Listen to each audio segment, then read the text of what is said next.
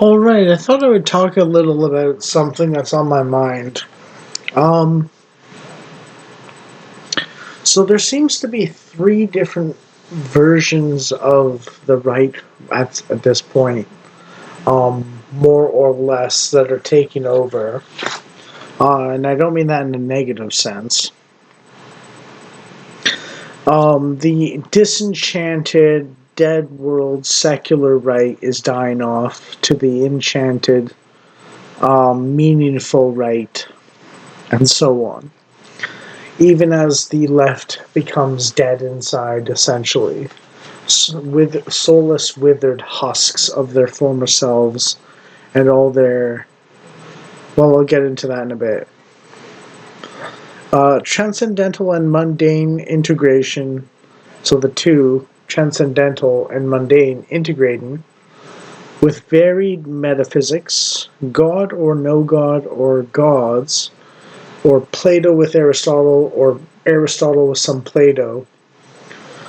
Two systems for the right, atheist and theistic, with a third alternative that's a little more rare, of pagan or occultic. Occultic, like the occult. The problem with making pagan idols or making idols out of man made things is they inevitably disappoint and distort the true infinite great chain of being and your relation as finite in infinitude. The infinite. That's why we need not fear the collapse communism's culture had. Communism had quite the heroic symbolism once upon a time in Russia, as socially conservative somewhat. They understood the need for what's called enchantment. It was just stripped of them as the poverty and backstabbing intrigue crushed their souls. And the woke is having that happen to them now. Marvel is a poor man's culture. I don't mean money-wise, I mean soul-wise. Disenchanted blandness, not enchanted meaningfulness.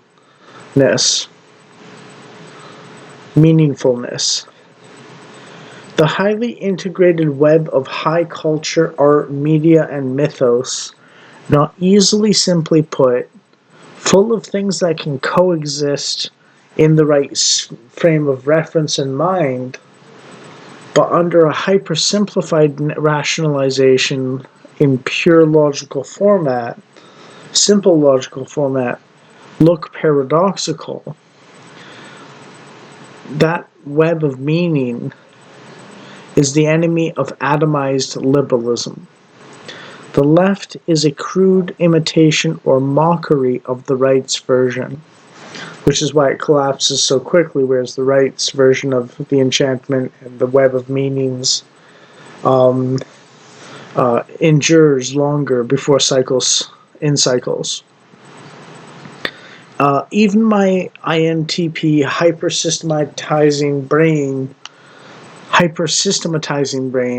with like a 140 IQ works in overdrive if I even can network and map the webs of meaning behind cultural artifacts like the chicken and egg question, being and becoming, or the ship of Theseus is another one, a way to put being and becoming.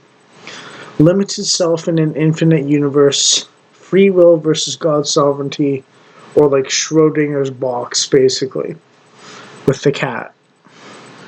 They're called life's mysteries, and they're real. They're not fake. Which is hidden the limits of human knowledge with those questions. Life's mysteries are technically understandable, though. And I'll get into how that is, because you might think, well, if you can't logic it, then you can't understand it. But that's not quite true. It has to do with our brain, and I'll get into that. The first step is to bump into them, and this is particular to life's mysteries. Other things you can, if you're smart enough, you can pick apart and put back together properly and so on. But like you can't dissect fully a living entity and then repackage it back to the same entity it was before. You can't resurrect a dead person, basically. if they totally decompose, you can't like kickstart evolution and like make life forms and then have them evolve into the right pattern to eventually grow into the same person again all over again, right? You can't do that with the life's mysteries kind of topics, but you can like take apart a watch and then figure out the mechanisms and then put the watch back together and it'll click for the sort of dead sciences kind of information. But life's mysteries is much more complex, which means it's simple to understand in a certain way, but you don't know exactly how it works. There's a black box element to it. Whereas complicated means it's hard to understand, but once you understand it, you can manipulate it much more easily.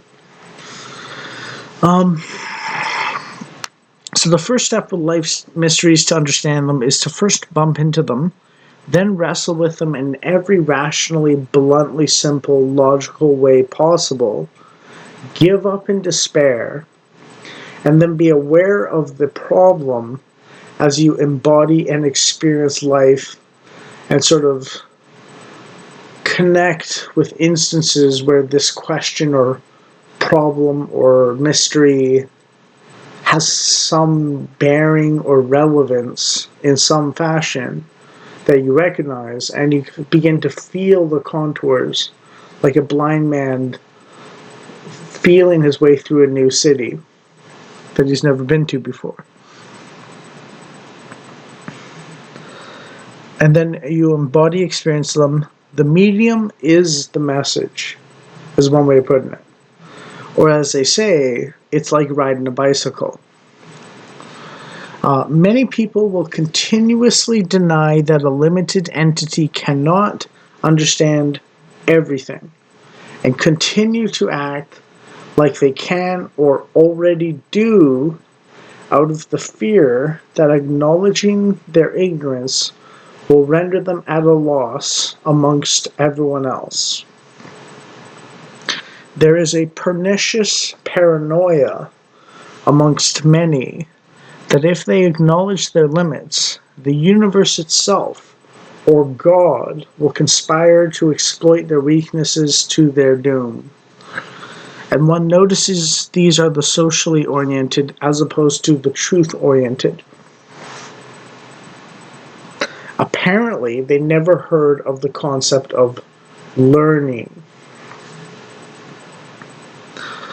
A simple example of embodied knowledge, street smarts, or connotre, which is the root word for connotation, versus perceived knowledge, book smarts, savoir, which is also the savory kind of thing. So it's like you savor a flavor or something. Is an example of all the difference is living in times like we are today as we experience them versus what we thought it might be like in our predictive fiction 20 years ago, when the predictive fiction is even remotely relevant. And finally, Hannah Arendt's The Banality of Evil probably is touching on the difference between imaginative prophetic predictions and mythic history on one side and lived experience in the moment of the evils of the Third Reich or the Nazis. There's a dullness and deadness to evil when you experience it in a certain sense that is very enchanted when you imagine it. And that's one of the things the Christians say is evil is imaginative in the imagination when you predict something or when you have nostalgia, but when you're experiencing it, it's a very dead feeling to encounter evil. Whereas good, when you encounter it, is refreshing and vibrant, but when you imagine it in the future or you remember it, it feels, I won't even say dead inside, but sort of comfy, cozy, familiar, something to take for granted in hindsight or in prediction. You know, so there's like there's an opposing direction kind of thing between good and evil, essentially, in terms of life or death, and your experience of it versus your perception of it before or after it happened, in some sense. And that's because evil strips meaning away, like a void, a chasm, a black hole, from the life of the person in some fashion or other, basically. Um, now, not now. I will get into one last thing because I said that. Um, there's some sort of connection between dying to self and soul death. Death of the soul is like an eternal problem. You don't want to have that happen more than you want the death of the ego or self. But they both hurt. They both take away from you in some fashion. Death of the self and the ego is the dying in you of the things that are unworthy, though, and soul death is when you cling to everything and lose the most important things. So one is you give up the useless things when they're actually useless, and you keep the most important things.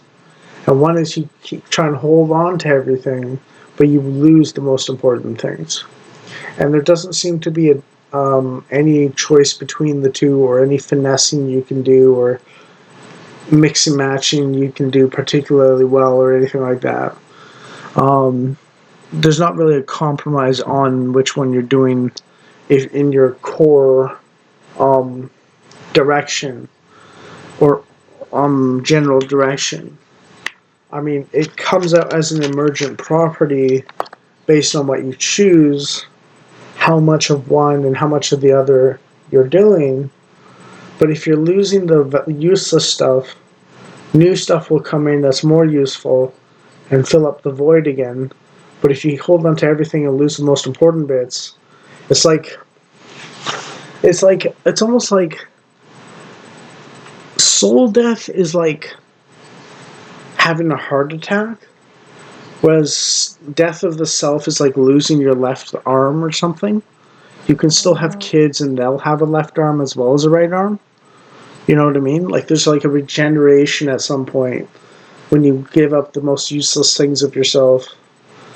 Whereas with soul death, it's just you're dead.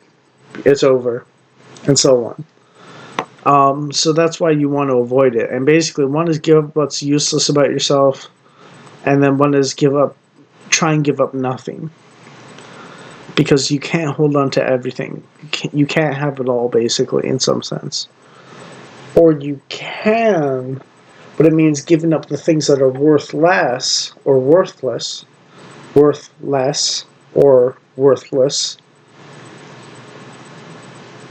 and then letting new things that are more worthwhile come into you again. And then you have it all in that process. And you can't rely solely on feelings for this. There's going to be a sort of.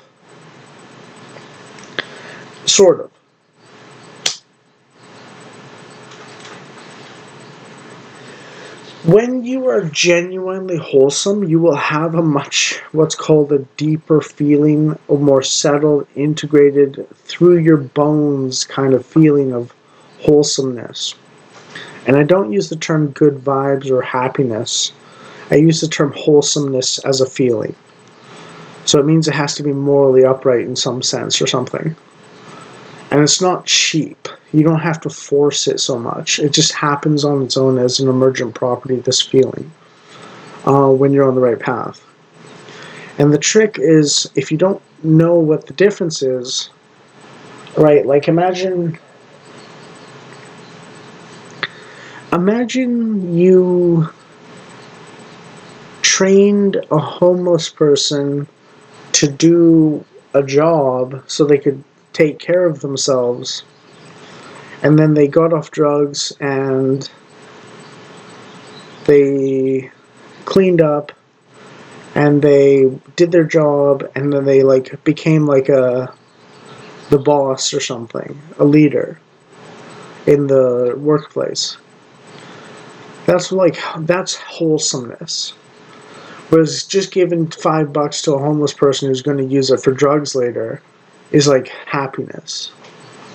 So that's the difference between the two. One is a very integrated web of meaning and purpose and drive and so on for the good, and one is kind of like a disjointed, atomized, sort of chaotic almost, where good and bad happen and you don't know why kind of situation.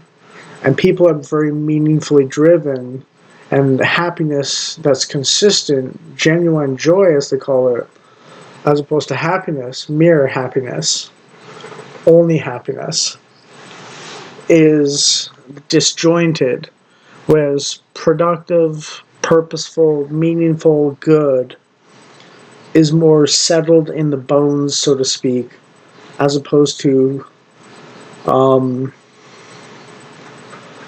happy vibes in the moment.